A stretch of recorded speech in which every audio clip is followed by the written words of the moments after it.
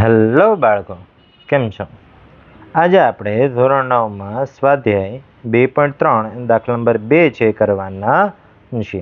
તો એની અંદર કહે છે કે આપેલ બહુપદી g of x એ આપેલ બહુપદી p of x નો એક અવયવ છે કે નહીં તે અવયવ પ્રમેય પરથી નક્કી કરો.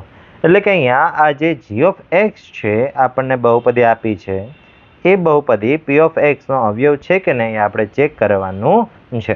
અને એ ચેક કરવાનું આપણે પહેલા દાખલામાં શીખી ગયા છીએ. સેમ એ જ રીતે આપણે ચેક કરશું કે ભાઈ ચેક કરવા માટે, અવયવ ચેક કરવા માટે શું કરવાનું, તો કે જે અવયવ તમારે ચેક કરવો હોય એમાંથી સૌથી પહેલું સ્ટેપ તમારે એક્સની કિંમત છે શોધી લેવાની, અને એ જે એક્સની કિંમત મળે એ આપેલી બહુપદીમાં મૂકવાની. અને જો આપેલી બહુપદીમાં મૂકતા જો છેલ્લે જવાબ 0 મળતો હોય તો એ અવયવ હોય, બાકી અવયવ હોય નહીં. એ એટલે આપણે આવી રીતે છે ચેક કરવાના છીએ. ચલો, તો સૌથી પહેલાં શું કરીએ કે ભાઈ સૌથી પહેલાં તો અહીંયા જે g of x જે આપેલું છે એ g of x માંથી આપણે એનો જે અવયવ છે એમાંથી એક્સની કિંમત શોધી લઈએ. તો લખીએ ઉકેલમાં અવયવ x + 1 માટે, ચલો આના માટે શું થશે તો કે x + 1 = 0 લઈ લઈએ. x + 1 = 0, તો +1 સામે જશે એટલે શું થઈ જશે, -1 થઈ જશે, એટલે x = -1, એટલે x ની કિંમત આપણને -1 મળી. આ જે -1 છે આપણે p of x મૂકવાની છે, એટલે p of x વાળી બહુપદી લખીએ. ભાઈ p of x બરાબર 2x³ + x² -2x -1, અને આમાં x = -1 મૂકતા.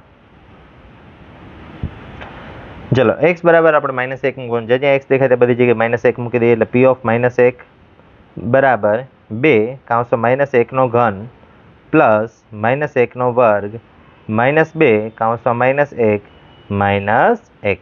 ચલો, -1³ એટલે શું થાય કે -1 × -1 × -1 3 વાર, -1 × -1 એટલે -1 પ્લસ 1 એકા 1, અને 1 × -1 એટલે જવાબ કેટલો થશે, -1 થશે. એટલે કે અહીંયા 2 / -1.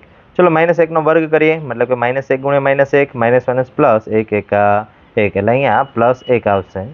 પછી તો 1 છે એની કોઈ ઘાત નથી, એટલે આપણે 2 માઇનસનો ગુણાકાર કરી દઈએ. ભાઈ માઇનસ માઇનસ, બહાર પણ માઇનસ, અંદર પણ માઇનસ છે, માઇનસ માઇનસ પ્લસ 2 એકા 2 -1.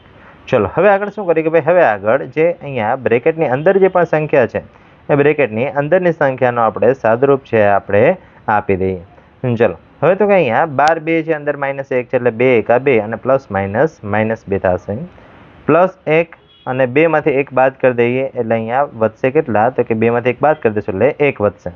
ચલો, પછી 1 + 1 એટલે ટૂંકમાં 2, એટલે -2 + 2 -2 + 2 એટલે શું થઈ ગયા, 0 થઈ ગયા. તેથી p of -1 બરાબર આપણને 0 જવાબ મળે. એટલે આનો અર્થ શું થાય કે જો છેલ્લે જવાબ 0 આવે એટલે એક આપણે લખી શકીએ કે ભાઈ તેથી g of x A p of x નો અવયવ છે. એટલે અવયવ છે એવું આપણે કહી શકાય. એટલે અહીંયા દાખલો છે પૂર્ણ થાય છે. થેન્ક યુ બાળકો, મળીએ નેક્સ્ટ વિડીયોમાં નેક્સ્ટ દાખલા સાથે.